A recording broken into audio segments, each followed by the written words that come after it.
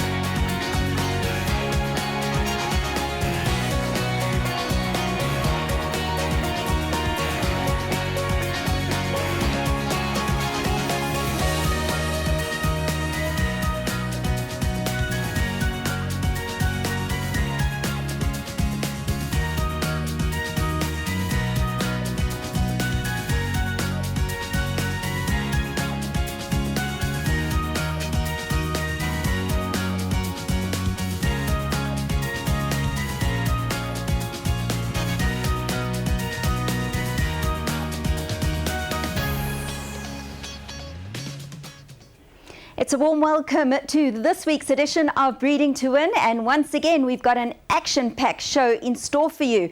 Let's take a look at what you can look forward to on the show. We start off with Fiona Ramsden, who chats to Amanda Carey at the elegant Riverside Estate. We chat to yearling inspector John Kramer. We also take a look at the Count Dubai profile, and our studio guest this week is no other than champion jockey Samanga Khumalo.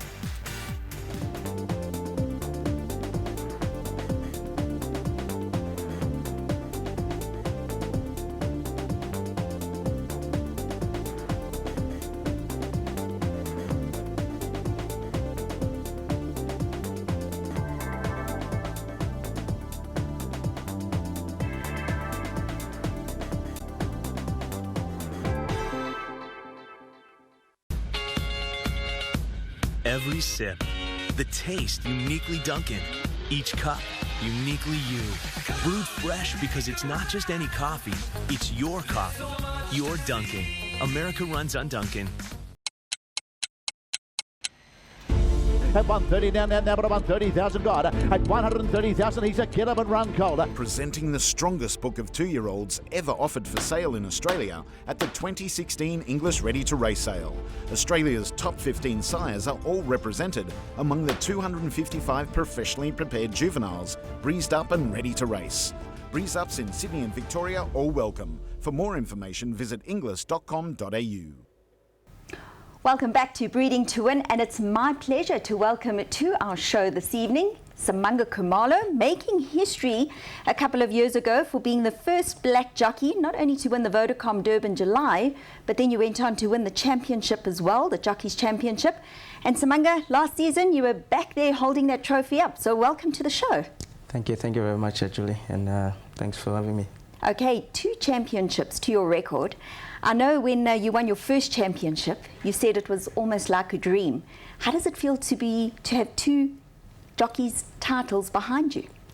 You know, obviously, the first one, I was really excited, and I thought to myself, you know, if I could just work a little bit harder and try and break my own records, and that made me set up again and look forward to work twice as hard to try and break my own record. And obviously Kevin Lerena was a very hard competitor, so I ended up running close up second to him. And you know, I thought actually one of my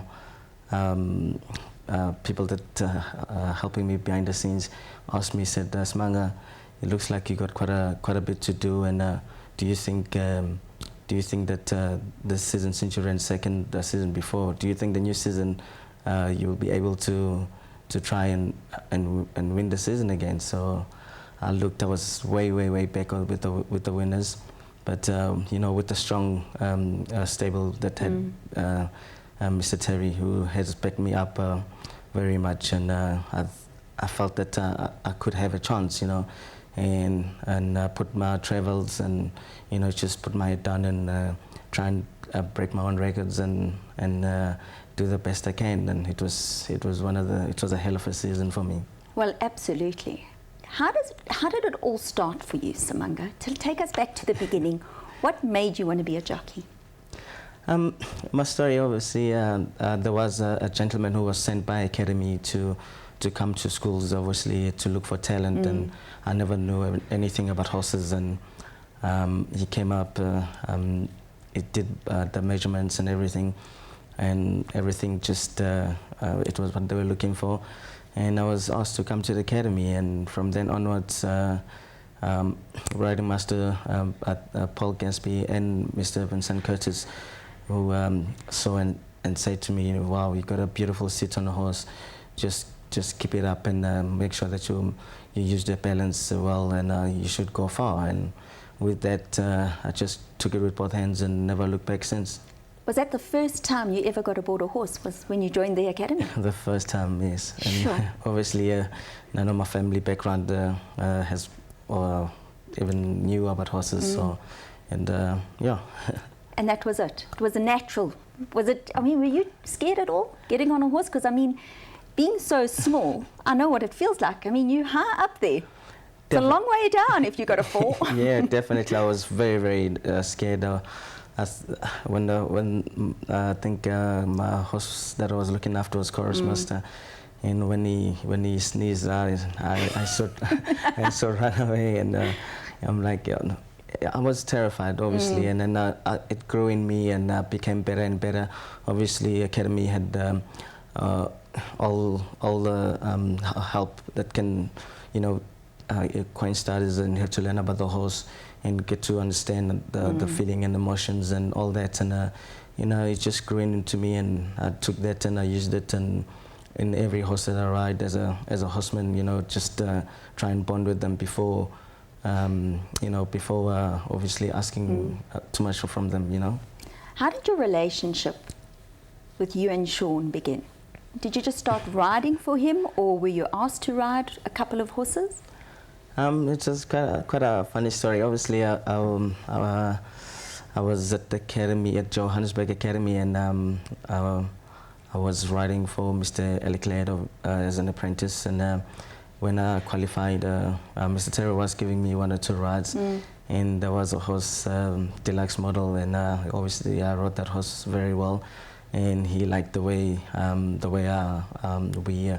I had the relationship with that horse. You gelled? We gelled, yeah. So he started using me, and we had a couple of winners for him, and things fall apart sometimes, and obviously I was offered another yard then, and I took a chance, and I think in 2012 going to 2013, Justin Vermaak, obviously he was doing my rides, and he spoke very nicely to Mr. Terry that we will like to do a little bit of more work for him and see where it takes us, and since then I've never looked back. Yeah, you guys are really a strong team, and at the end of the day, you speak to any trainer and they will tell you it's all about teamwork. It's about getting that information from the work in the mornings, but you need somebody that knows the horses inside and out, and you kind of have that knack with the Terry horses.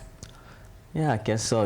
I do get a little bit of time to go and work with them, and I always give Mr. Terry the feedback, and I think out of 10, I think 7 of them do come home. So he obviously when he gives you instructions and the way I can take it, then if he's happy and I'm happy, obviously it just carries on and becomes.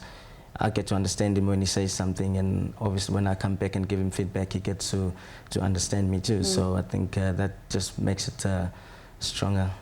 Absolutely. Yeah. The Vodacom Durban July is a dream every jockey, owner, trainer wants to win. You achieved that. Has that been the ultimate for you in your career? Julie, I've dreamed it since I was an apprentice, and I wrote out all my goals, and the July was the first in my little script book, but it actually made me, and actually to come out of my comfort zone, because whereby I was comfortable with what I was getting, but you know, I did have a little bit of potential, so I just have to come out of my shell and work harder. And I think that July really helped me to where I am now. You know, a lot of trainers have noticed me since, and obviously having to race overseas and stuff, so that already just gave me that little bit of age. And I think that July really opened a lot of doors for me. What are your next goals for the season? You've been off a while because you've had to carry a suspension, so you're already on the back foot going into the season. So what are your goals for 2016-2017 racing season? I've been asked that question. It's quite hard out there. You can see the guys are doing very well. Andrew Fortune, Kevin Larina, you know, they're holding up form quite well. It's you know, as you said, it is tough out there, but I'll take the most of it, and I won't be unhappy with myself because I now started the back foot. But I'm just gonna try and I'll try and just take a little bit. How can I say? Just take it step by step. Yeah, take step by step. And obviously, in my other goals where I was looking for the JNB Met, and I think that's one major race that I'm looking forward to win. And I think if I can get that, I'll take anything, as you say, step by step, and just move on forward. Samanga, thank you very much for joining us on the show. We look forward to seeing you back in the saddle, hopefully shortly, and we wish you well for the rest of your suspension. I know you're having a nice holiday at the moment, so enjoy the rest of it. Thank you very much, Jules. As I say, I would have never done it without the helps of Mr. Terry, Mr. Fanny Kek, and also Felix Kutsi. I haven't mentioned Gabby Soma, who doing my advising with my rides. And you know, my sponsors can never leave them out. Maurice Fontaine and Vuchabos Drift, well done, guys. You know, it's always nice to be part of such a big team. Great to have you on the show, and I know a huge inspiration to all youngsters out there. So we wish Samanga Khumalo all the best for the new season.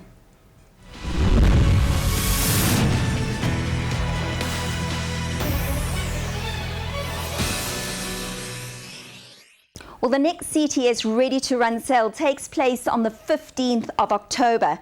The lady that makes everything happen at CTS is no other than Amanda Carey. Fiona Ramsden catches up with Amanda at the beautiful and elegant Riverside Estate. We're here this morning at the very elegant Riverside Estate in Hout Bay, and I'm going to be chatting to Amanda Carey, Sales Manager at Cape Thoroughbred Sales. Amanda, you've been with CTS from the start. Yes, Fee, I have.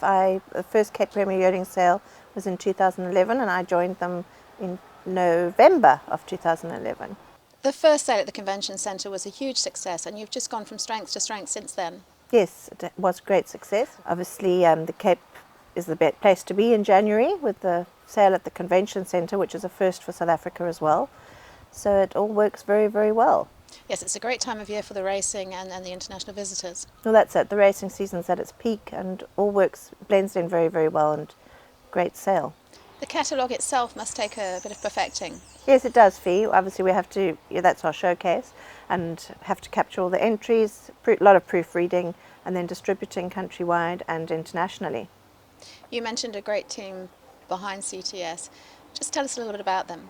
Well, it's headed up by Chairman Chris van Niekerk, who we're very lucky to have the privilege of working with, and Adrian Todd is our Managing Director, followed by myself, the Sales Manager. We have Tiller, who assists with the travel and accommodation side of things and also assists Adrian, and I have a new girl to the team called Kirsty, who assists me with admin, etc. And then we have an accountant and a debtors clerk, and a fantastic dynamic board of directors being made up of Marcus Jooster, Bernard Cantor, Hassan Adams, Craig Carey and Mike Sharkey from Highland Stud. Fantastic, what a team. And everything that CTS does is just absolutely phenomenal. The show that you put on for everyone at a sale, it's not just about the thoroughbred. I mean, we have fine dining, entertainment. It's just brilliant. Yeah, we certainly try to keep everybody happy. Fee. It is an experience. We want it to be a unique experience for everyone, not just a horse sale. We want people to enjoy it, and we feel that that is all part of the experience, to do it top class. And you've got the ready-to-run sales just around the corner. Yes, we do, Fee. We have 2 ready-to-runs. First one in October, which is the Cape Town Ready-to-Run, presented by Landsrack Hotel and Spa. And then we have our Empress Palace Ready-to-Run in Johannesburg in November. And there's no stopping, because on Saturday the 19th of November you've got the Landsrack Ready-to-Run Stakes. That's right. And that is just quite an amazing race day. That really is. It's one of my favourite race days, in fact. The idea behind that is to bring the Landsrack Hotel and Spa to Kenilworth Racecourse, which I think they've managed to do a superb job of. They bring in their head chef, Stephen Fraser, and he manages to pull it off time and time again. It's a really, really great day. I think it has become one of the greatest race days on the calendar. It is just fantastic, from entertainment to fine wine, dining and thoroughbreds. It is brilliant. I think so, and a lot goes into it, and the Landsrack team are amazing to work with, and it just oozes class. There just seems to be more and more sales. How many do you actually have these days? We have 7 on our sales calendar, which is due to demand from our vendors. We have the first 2 coming up, well, to end this year, 2016. We have our Cape Town Ready-to-Run sale, which is presented by Landsrack Hotel and Spa. That's at Durbanville on the 14th and 15th of October this year, followed by our Empress Palace Ready-to-Run sale, which is in Johannesburg in November. We then have our flagship sale, which is Cape Premier Yearling sale, which is obviously very exciting. You know all about that. Our international visitors are here at the time. It has brought in a lot of new buyers, international buyers, to that sale because of the timing. And Cape racing season's at its peak, so it's a good place to be at the time, and in the Cape Town Convention Centre, which is a first for South Africa as well. This is then followed by our March yearling sale, which is in March at Durbanville, and then our Empress Palace Select April yearling sale. All 3 of our yearling sales have a buy-in which is compulsory for the $1 million, so any horse purchased on that sale, you have your chance at the $1 million, which is another topic we'll get to, I'm sure, later. We then have our newest sale, which is our Mare Select sale, which was held in 2016 at Highland Stud for the first time. It was a huge success. Our directors decided to bring new blood into the country, have been buying mares overseas, international blood to bring in full to the likes of Frankel, Rock of Gibraltar, etc. So it was really well received, and something we'll definitely grow from there and continue with. And then we have our August 2-year-old sale, which is held in the Cape as well. The concept of the $1 million is quite mind-blowing and gives everyone that extra incentive. Absolutely fair. Our directors came up with a fantastic initiative, I think, first in Africa's richest race, and I don't think people have quite got their head around it. Horses purchased at our Cape Premier Yearling sale, March yearling sale and April Select yearling sale obviously qualify for eligibility for nomination into that race. And it was won by a relatively small Cape Town-based trainer this year, which was equally fantastic. So everybody's in the running, and everyone has a chance at that stake, which is huge. And we've got something fantastic to look forward to in 2017. Absolutely. Again, partnered with Investec, who are an amazing team to work with, as you can imagine. It'll be run in January, so about the same sort of time as the sale again, height of the Cape summer season. And the race is going to be split into 2, which was announced last year. So we've got 2 $500,000 races, one over 1,200 metres and one over 1,600 metres at Kenilworth, with an added bonus stake for if an owner or partnership should win both races, which is an amazing added bonus which our directors came up with. CTS must be hugely proud. Your graduates are just going on and on, winning grade 1s and doing so well. Yes, Fee, we have had huge success over such a short period of time. We obviously have our breeders, our vendors to thank for that, because without the goods you won't have those results. But obviously also our trainers and our buyers alike, everybody that supports us. It's a joint venture, if I could say that, and huge success, and we hope to go on from there. Well, thank you very much for chatting to Breeding to Win this morning, Amanda, and we wish you all the best with the future sales and race days. Thank you, Fee.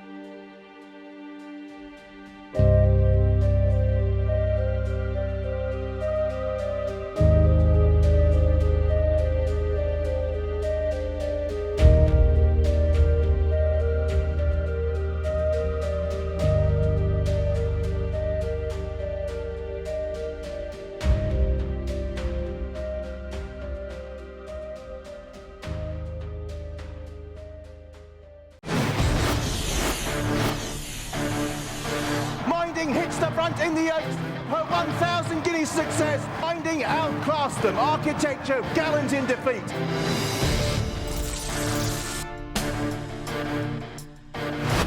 He's coming with a challenge and moves through into second. And it's Tarzan who has won the Investec Derby.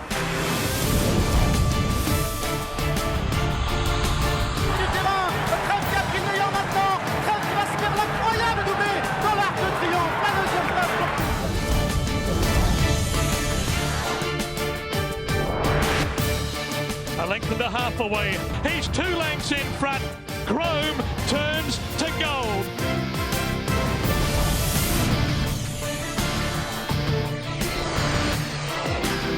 Smart Call wins the Jambi Met.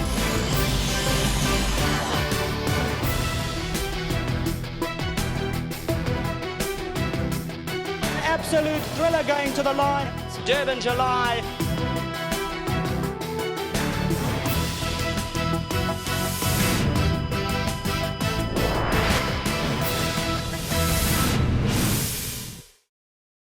I mentioned previously that the CTS Ready to Run sale will take place on the 15th of October.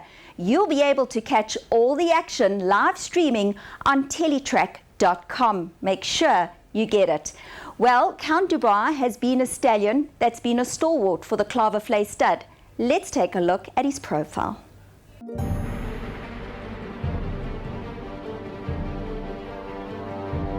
Count Dubois is the son of Zephonic, with the most potent credentials of any of his sons standing at stud anywhere in the world. As a 2-year-old, Count Dubois joined the world's elite by winning the Grade 1 Grand Criterium. His sire, Zephonic, was champion European 2-year-old and the winner of 5 Group 1 races and European Horse of the Year at 3. He was also the most scintillating winner of the 2,000 Guineas, quite probably the most dominant performance seen in many decades. But this is a very good horse. This is Zephonic, the winner. Zephonic in quite dazzling form, cracking the course record and coming home 4 lengths clear. His mother, Madame Dubois, won 2 Group 2 races and earned the formidable Timeform rating of 121. In his first crop, Count Dubois sired the Highveld champion and Equus nominee Zaitoon. She won 4 races, including the Grade 1 South African Fillies Classic. She was second in the South African Oaks and third in the South African Fillies Guineas, and was Highveld champion female of her year. Count Dubois' second crop really set the tracks ablaze and made him champion sire of 2-year-olds, and he broke the South African record for 2-year-old earnings. This crop included Grade 1 Equus champion filly Asylum Seeker, as well as winner of the Grade 2 Gauteng Guineas, Biarritz, and 10 stakes horses.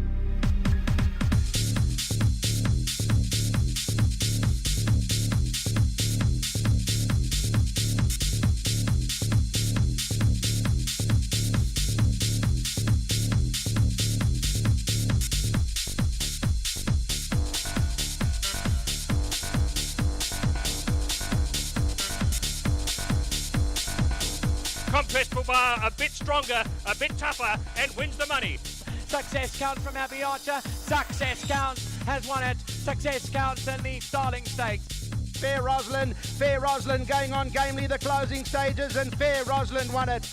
And it's Countess Times is going to get out. Down the inside, Copper Parade. Countess Times, Copper Parade. I think Countess Times beat Copper Parade and Sky Marshall. And Princess Victoria now comes roaring into the lead. On the outside, Hidden Beauty up front looking to run on, but stamping her authority is Princess Victoria. Second position up front, in came Hidden Beauty. Count Dubois is the sire of 9 Grade 1 horses. To summarize, the phenomenal success of Count Dubois would take some considerable time. There is just that much to report. Suffice to say that Count Dubois reproduces his own racing brilliance inherited from his superb genetic material.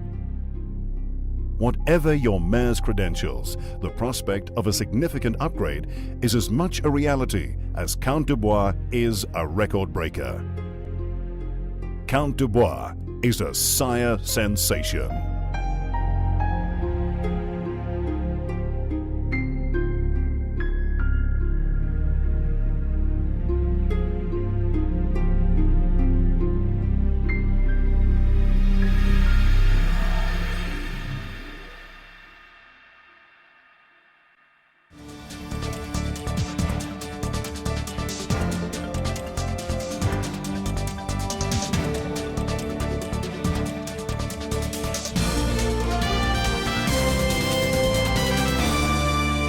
New Turf Carriers has been in long-distance transport since 1995 and pride themselves in excellent service. The bottom line is, New Turf Carriers take your horse from door to door with pride, passion and punctuality.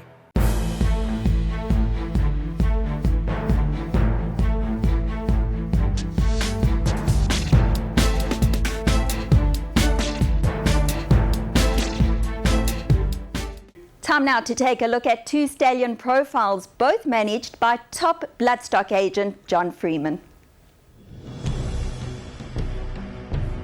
But Master of My Fate, he's a born leader, and he's in front by a length and a half. Time of Song's absolutely flying for second. But Master of My Fate, it's race over, and he travelled well down the lane. Master of My Fate, easy. Awesome Power from the back of the field. Master of My Fate. Awesome Power, the only danger, but Master of My Fate, too good. Master of My Fate stays on from Awesome Power and Punta Arenas. And it's Master of My Fate who's come to take the lead. Racing in behind that, One Cool Dude trying to get after them. Paterfamilias is kicking on behind that, but Master of My Fate is out in front, and he's clear as they come to the final 100. Master of My Fate from Hill 54 and Paterfamilias, and Master of My Fate, too good. Master of My Fate goes on. Spandau Ballet is running on, but he's got the looks, he's got the pedigree, and he's banking the money out here. Master of My Fate, easy stuff by just over 3.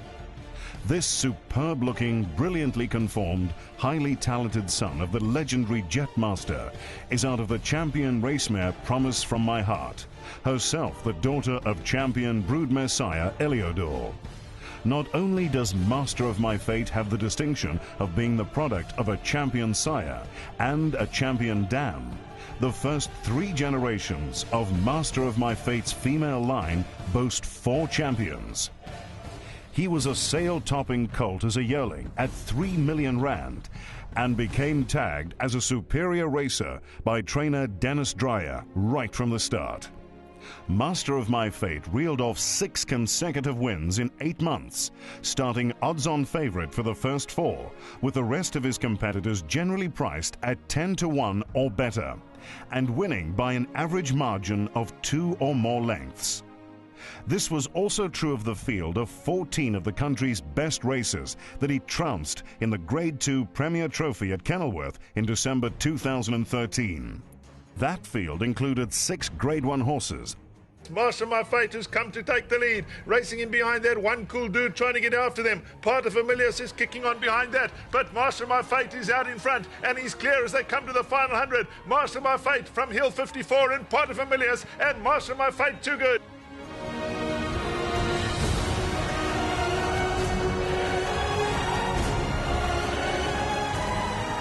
He's just superb. I'm speechless. For once, I'm actually speechless. Some of the accolades that the racing press heaped on him included shades of his brilliant sire. Another noted that he inspired much reminiscing and reflection back to the mighty Jetmaster as his outstanding son, Master of My Fate, blew his opposition away in the Premier's Trophy. In his prep for the J&B Met, the Big Bay took on another bunch of the season's best gallopers in January 2014, including some that he had thrashed before, this time in the glorious Goodwood Grade 2 Peninsula Handicap. And he did it all over again. Master of My Fate, meantime, has come forward to pick it up in the centre of the course, and that's the one they've all got to beat. Master of My Fate is powering home in the centre. Down towards the inside, Punta Arenas is trying to make a race of it. Awesome Power from the back of the field. Master of My Fate. Awesome Power, the only danger, but Master of My Fate, too good. Master of My Fate stays on from Awesome Power at Punta Arenas. He was the highest rated 4-year-old in training before going into the J&B Met later the same month. His 6 wins prove the versatility characteristic of Jetmaster's best progeny. He won from 1200 to 1800 meters, and Dreyer firmly held the view that he was good enough to beat the best over the JNB Met 2000 meters.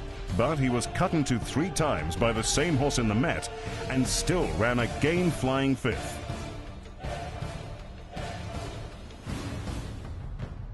His career is managed by Freeman Stallions.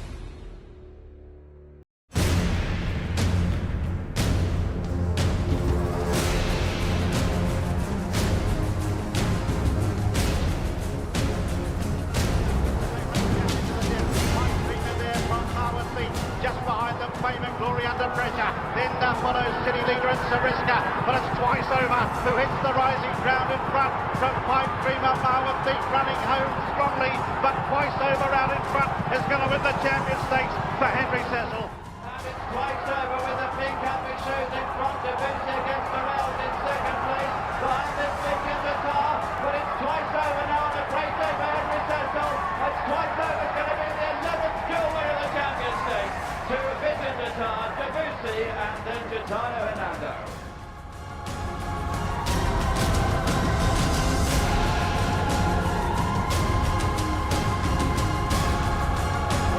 Continues to be in front. He's about 3 clear. Sri Pruta, the outsider, in second position with Viscount Nelson, but as they race towards the line, Twice Over in front. He's idling a little bit in the closing stages, but it's a 4th Corin Eclipse for Henry Cecil.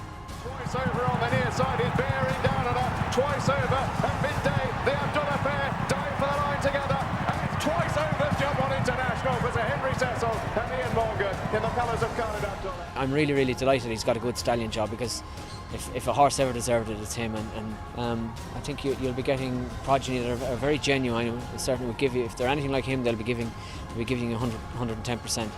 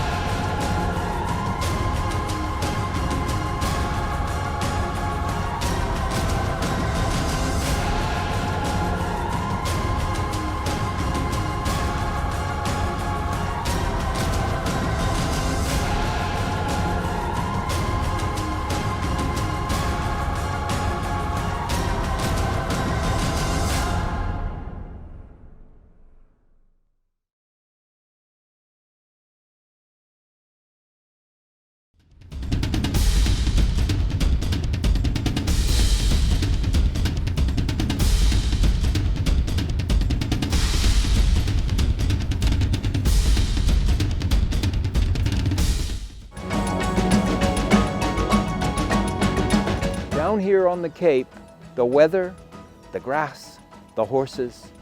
Here's where it is, Main Chance Farm, Champion Breeders.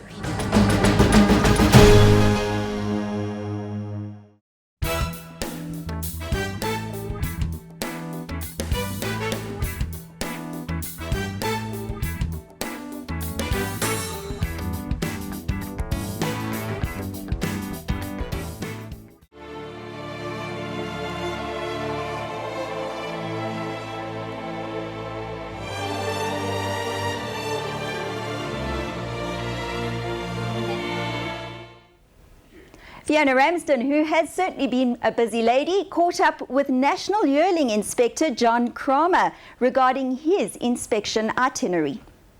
We're here this morning with CTS Yearling Inspector John Kramer. John plays a vital role in the breeding industry. John, thank you for chatting to us on Breeding to Win this morning. Firstly, tell us a little bit about your journey and how you came with your wonderful recent award. Well, that was a great, unbelievable surprise to me to receive that award and to be acknowledged by your peers. And I couldn't even understand how Vaughan Costa got all the information that he did. Although, the Kramer and the Costa families have been involved in racing for as long as I can remember. So that was a wonderful experience. And to be blessed with an award like that, I really appreciated it. You've been doing yearling inspections for many years now, and you're about to start the role again. Yes, well, a new year starting, a new generation, a new whole sales program for 2017. And I think I start the first inspection at the beginning of October with my old friend Tom Thornbury, who will be coming out from Kentucky to do the job with me. And yeah, we'll see how it goes. I'm sure it's going to be very interesting again. Every year it's something new, and we enjoy doing it. And what exactly is expected of you? Well, the whole point of the inspection is to, although it's very early, it's basically 3-4 months before the first sale, and the yearlings are just sort of starting to come out of winter, so they're all looking pretty rough and ready and hairy and patchy and moth-eaten. But we have to. It's our job to try and anticipate what they're going to look like at the end of January, and so we're basically trying to assess the conformation of the yearling, see that it's well developed enough that it's going to be presentable by the end of January, and that that the legs and the general sort of conformation makes it saleable. That's our job at the end of the day. And then we get together with a committee to put the conformational reports matching up with the pedigree report, which we do probably, I think, towards the end of November, December. And at this stage, when you start your viewing, do you have pedigrees available? No, but we do have the breeding of the individual. It's its father and its mother, and its age. Obviously, those are the two main important things. And then at least we've got a bit of background to the family. So your eye and the conformation is the most important thing.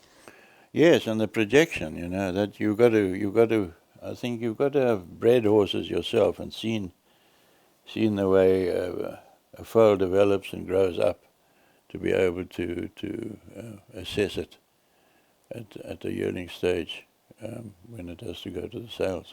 Millions of rands have been spent on bringing in stallions and brood mares. Have you seen a difference in the quality of yearlings that we're now producing in South Africa? Yeah, I would think so, but I think the main difference that one sees now is that the breeders have become far more professional.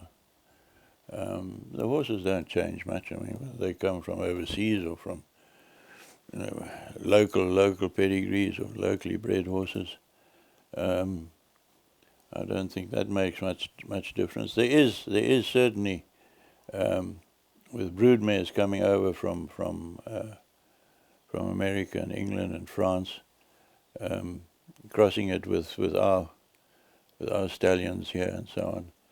That seems to have worked very well. And Graham Beck started it off by importing a lot of young mares from his stud in America and mating them here in this country, and I think that plays a big role in where Highland stands today. You must see plenty of yearlings in a day. Do you ever lose focus a little bit? No, I look at every horse individually. To me, it's not a problem. I can look at 100 or I can look at 10 a day. I look at them all in the same way. And how long have you been working for CTS? Oh, for CTS, I think about 3 years now. But I started the inspection when I was employed by the Thoroughbred Breeders Association in 1988, after I dispersed my stud and so on. So I've been going along now nearly 30 years. And still enjoying it? And still enjoying it. And hopefully can carry on for a while. Do you find you go for a certain stamp of horse? I know that if I look at trainers' horses in a parade ring, they all look very similar. I think each person has a certain eye for a certain individual. Do you find you pick a certain individual? Oh yes, definitely. I like a horse that stands over ground and with a lot of quality.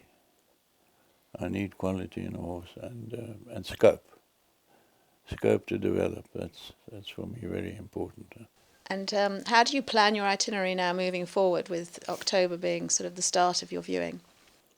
Well, I get the information from Amanda Carey as to the numbers that each stud has entered, and from that then I plan the trip and work out, because you need if there are a lot of horses, you need more time, and a few horses, and the distances between the farms and the studs, it all comes in.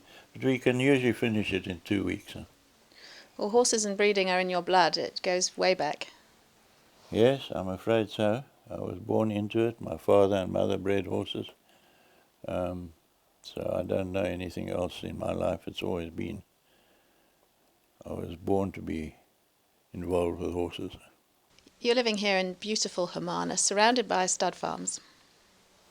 Yes, we've got an area here called the Hemel and Aarde, which basically means heaven on earth, and quite a few studs have now started breeding horses here in the area, and very successfully too. So it looks as if it's becoming more and more important in the industry, and we hope that everybody can carry on. I think the breeding industry in South Africa is just going from strength to strength.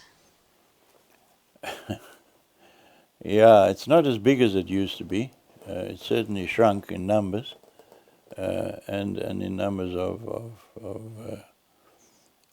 studs and so on. But the quality certainly is going from strength to strength, and people have realized that it's better to breed for quality than for quantity. So that seems to be happening now, and I would think will continue, certainly in this country. It's wonderful to be able to compete overseas. Well, that's, at the end of the day, I think the ambition of every breeder, to be able to produce an animal that can compete internationally. And it would be wonderful if we can get there. We've got there with a few, but it's still too complicated to export horses, and we've got to sort that whole scenario out. When it happens, I'm sure we'll be there to fight with the rest of the world. Well, John, thank you for talking to us this morning, and I wish you well in your upcoming inspections. Yeah, thanks, Fien.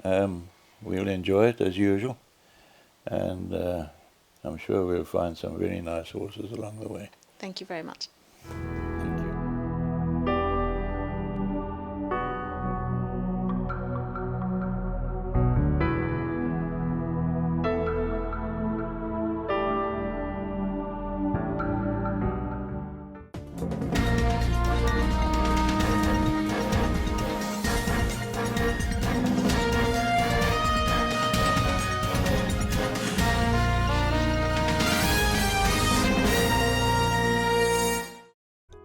Time Thief stands at Naddison Park, owned by Hassan Adams and situated in one of the most beautiful places on the planet. Time Thief is a son of Redoubt's choice. He's out of the mare Procrastinate, which makes him a half-brother to Laissez-Faire, undoubtedly the best sprinting filly that this country has seen for many, many a year.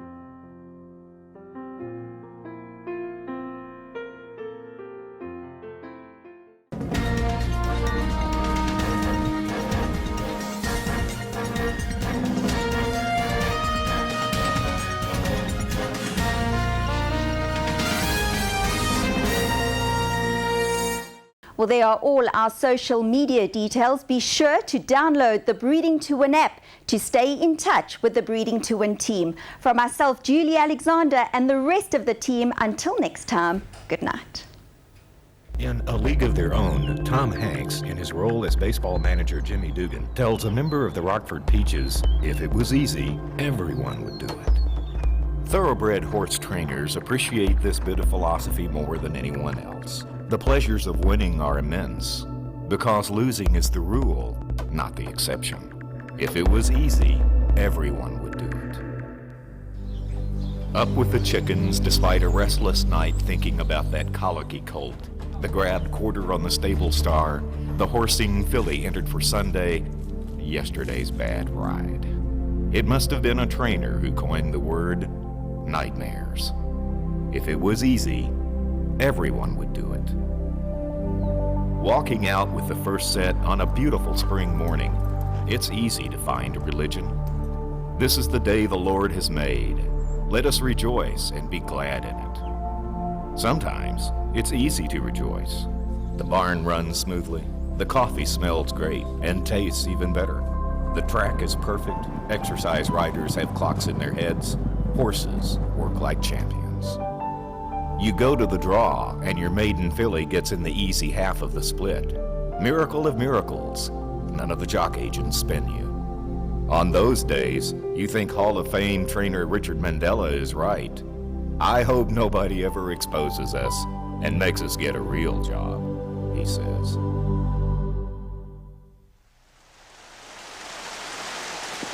The rains come early, making the track a sea of slop.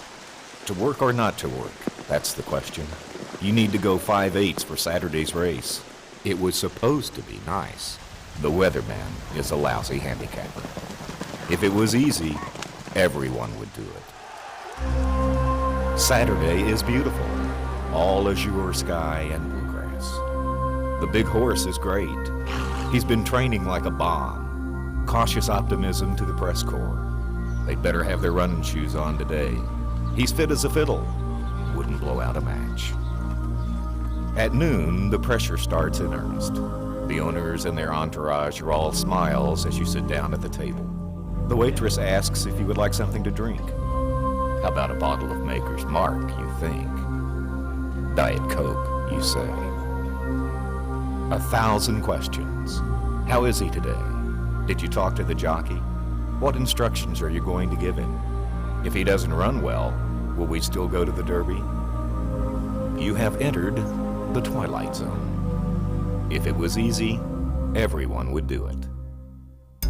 Back at the barn, the suit jacket comes off. The necktie no longer feels like a noose. The smell of straw and hay and horses makes breathing easier. All the comforts of home. There he stands, your ticket to immortality. 1,000 pounds of muscle and might, staring out of the corner stall with the look of eagles. The walk to the paddock is exhilarating. He's prancing and dancing like Muhammad Ali. As you tighten the girth, he's looking around, sizing up his competitors. You know, the horse knows. Today is the day. Heart pounding, head splitting, you stand in the walking ring smiling like it's your wedding day. It's an Academy Award-winning performance. You know the jock knows what to do, so why confuse him with the facts? Don't screw it up, you're thinking. Bring him home safe, you say. The sigh comes after the leg up. It's all over but the shouting. Well-wishers abound on the way to the box. Yellers and winkers, pats on the back and 2 thumbs up. Good luck. I've got him on top. You look like a cinch. If it was easy, everyone would do it. He breaks a tad slow, but the jock doesn't panic. He's in a box around the turn, but he's saving ground.